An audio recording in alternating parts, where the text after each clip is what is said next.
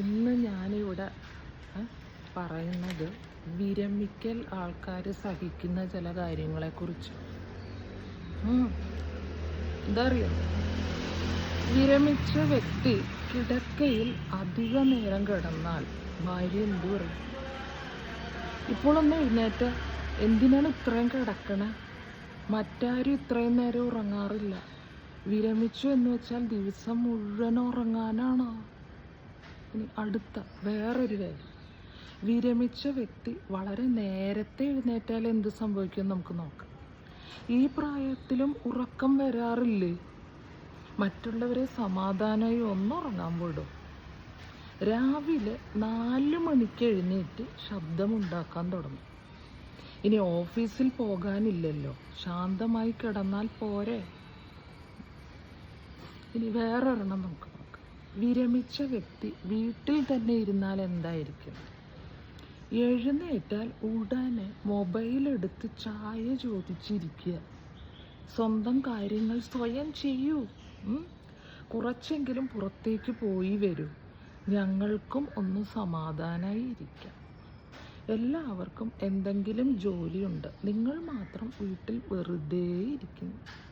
കുളിച്ചൊരുങ്ങി സമയത്ത് പ്രഭാത ഭക്ഷണം പോലും കഴിക്കാറില്ല. നിങ്ങളെ കാരണം മറ്റുള്ളവരുടെയും കാര്യങ്ങൾ വൈകുന്നു. അടുത്ത, വിരമിച്ച വ്യക്തി കൂടുതൽ സമയം പുറത്തായാൽ, ഇത്രയും നേരം എവിടെയായിരുന്നു? ഇനി ജോലിയില്ലല്ലോ, എന്നിട്ടും വീട്ടിലിരിക്കാൻ പറ്റില്ലേ? ഇടയ്ക്കൊക്കെ വീട്ടുകാരോട് സംസാരിച്ചിരിക്കൂ. ദൈവനാമം ഒന്ന് ജപിച്ചാലും നന്നായിരിക്കും.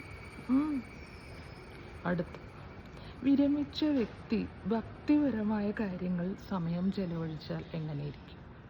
ക്ഷേത്രമണി മുഴക്കിയാൽ മാത്രം ഒന്നും കിട്ടില്ല. അങ്ങനെ ആയിരുന്നെങ്കിൽ പൂജാരിമാർ ടാറ്റയോ ബിൽഗേറ്റ്സിനെ പോലെ സമ്പന്നരായനെ.